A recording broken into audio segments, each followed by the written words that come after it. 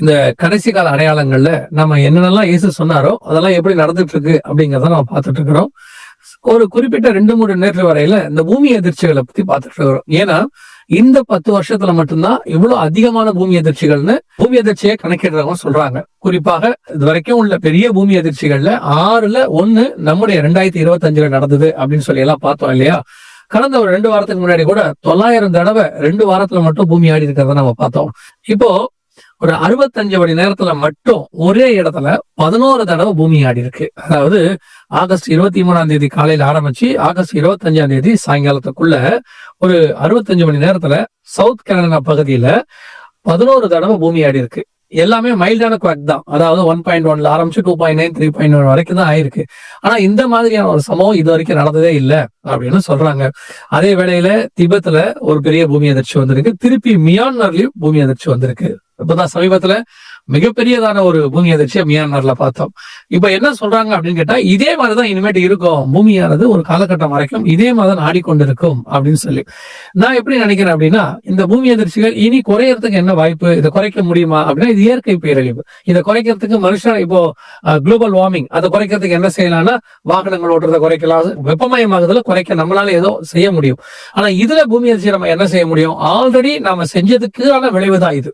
பெரிய பெரிய கட்டடங்கள், ஆழமான நம்ம ஃபைலிங்ஸ் போட்டது, நியூக்ளியர் குண்டு வெடிச்சு பார்த்தது, இந்த மாதிரி மிகப்பெரிய விஷயங்கள் இதுக்கப்புறம் இன்னும் அதிகமா தான் நடக்க போகுது. அப்ப இது குறையறதுக்கு இனி வாய்ப்பே இல்லை.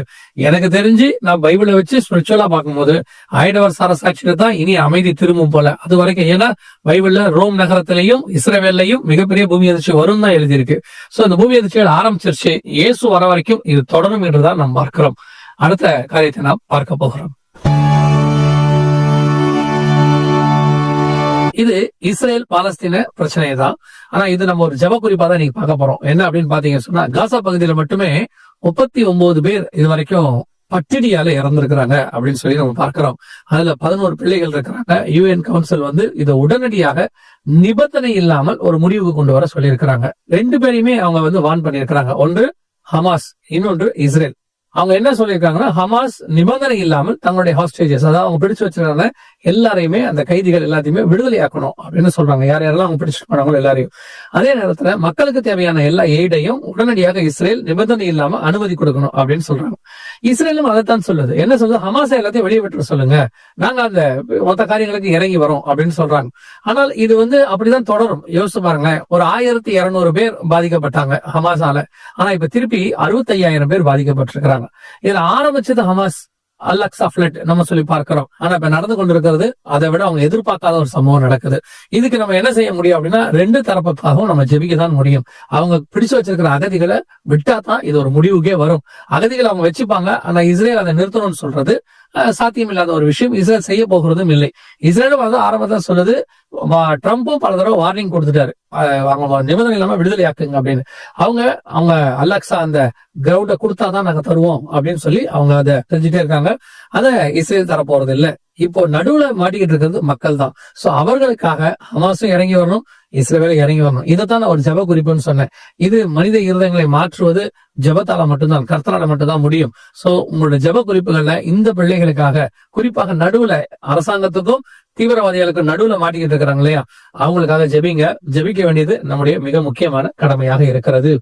கடைசியாய் ஒரு காரியத்தை பார்த்து நாம் முடிக்க போகிறோம்.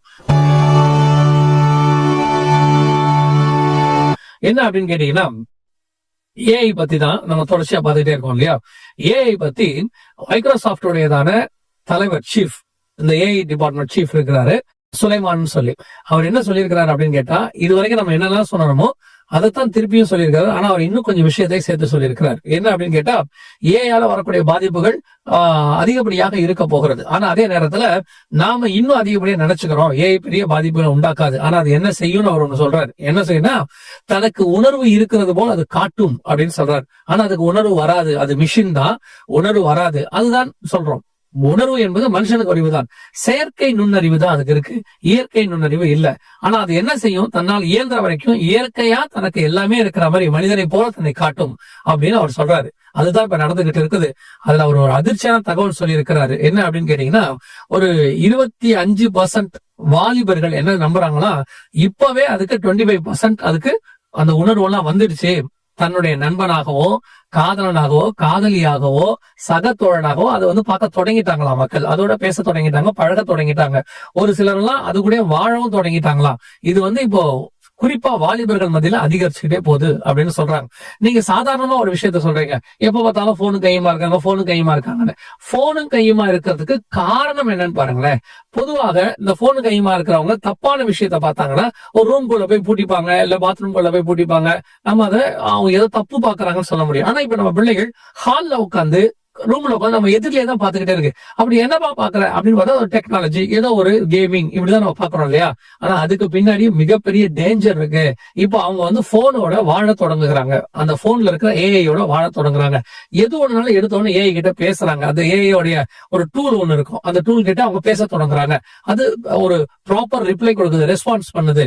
இவங்களுக்கு சில நேரங்களில ஒரு டிப்ரெஷன்ல இருக்காங்கன்னு வச்சுக்கோங்க பிள்ளைங்க, அதை யார்கிட்ட ஷேர் பண்ணணும்னு நினைக்கிறாங்க. ஷேர் பண்ணணும்னு நினைக்கும் பொழுது அந்த நேரத்துல அவங்களுக்கு தாயோ தகப்பனோ சக ஆட்களோ அவங்களுக்கு அவைலபிள் இல்ல. அப்ப என்ன ஆகுது அப்படின்னு கேட்டீங்கன்னா, ஏஐ கிட்ட போய் உட்காந்து பேசுறாங்க. அது தவறான ஒரு பதிலை சொல்லி கொடுக்குது. ரொம்ப டிப்ரெஷனா இருக்கு, என்ன பண்ணலாம், போய் சூசைட் பண்ணிக்கோ அப்படின்னு சொல்லுது. அல்லது என் கூட இருக்கிற கணவர் வந்து ரொம்ப பிரச்சனை பண்றாரு, என்ன பண்ணலாம், அவரை வந்து சாகடிச்சிடு அப்படின்னு இருக்கு, இதுல இருக்கு அப்படி சொல்லியிருக்கு. சோ இவங்க வந்து மனிதனுக்கு பதிலாக மாற்றாக இதை கொண்டு வர தொடங்கிட்டாங்க. ஆனால் ஒரு நாள் இந்த ஏஐ தன்னை மனிதனாக அவர்களுக்கு காட்டும், ஒரு சக தோழனாக காட்டும். இதைத்தான் நம்ம சொல்லிட்டு இருக்கிறோம். கடைசி காலத்துல அந்த மிருகத்தின் சொரூபம் பேசுமாம், பார்க்குமாம், கொலை செய்யுமாம். வெளிப்படுத்தல் 13:15. தயவு செய்து நான் இது ஒரு ஜெப குறிப்பாக, ஒரு ஆலோசனையாக சொல்லி முடிக்க விரும்புகிறேன். உங்கள் பிள்ளைகள் உங்களோடு கூட பேசுவதற்கு அனுமதி கொடுங்கள். பிள்ளைகளோடு கூட பேசுங்க.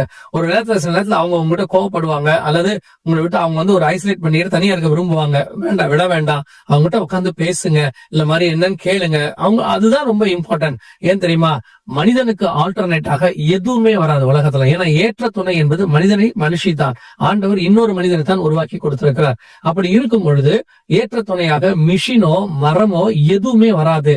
அதைத்தான் நாம் அவர்களுக்கு சொல்லிக் கொடுக்க வேண்டும். அந்த இடத்துல நீங்க இன்னொரு துணை கொண்டு வரும் பொழுது அது அந்த ஏற்ற துணையும் கர்த்தரால் ஏற்படுத்தப்பட்டதான ஒரு நல்ல ஆவிக்குரிய துணையா இருந்துச்சுன்னா இன்னும் அது நன்மையாக இருக்கும். நான் சொல்றது உங்களுக்கு புரியும் நினைக்கிறேன்.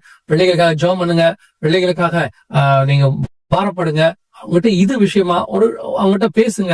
டெய்லி ஒரு 2 தடவையாவது பிள்ளைங்கிட்ட பேசுங்க. நிறைய பெற்றோர் பிள்ளைங்களை பாக்குறது கூட இல்ல, பேசுறது கூட இல்ல. பிள்ளைகள் பெற்றோருக்கு ஏங்குகிறாங்க. தயவு செஞ்சு அதை செய்யாதீங்க. பிள்ளைகள் கர்த்தரால் வரும் சுதந்திரம். நாம தான் அவர்களை பாதுகாத்து கர்த்தர் இடத்துல பத்திரமா ஒப்படைக்கணும்.